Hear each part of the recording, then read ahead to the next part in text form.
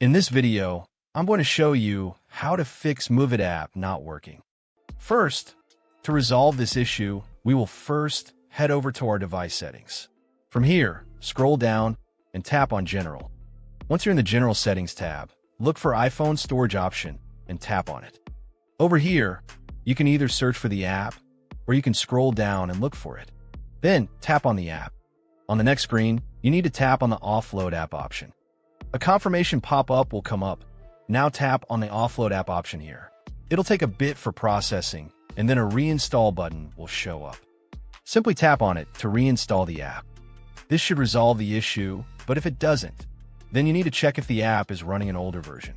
Head over to App Store.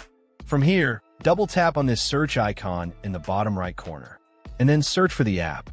Once the app comes up in the search result, and if you see this update button right next to the app, simply tap on it to make sure you're running the latest version of the app.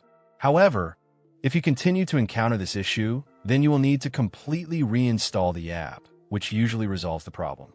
Head over to this screen the way we did before, and over here, tap on the Delete App option here to uninstall the app from your device. A confirmation pop-up will come up. Now tap on the Delete option here. Once uninstalled, open up App Store and search for the app in the search bar. After the app comes up in the search result, simply click on this cloud icon to install it back onto your device. Hopefully, this resolves the issue. If it does, consider sending a super thanks to support our channel.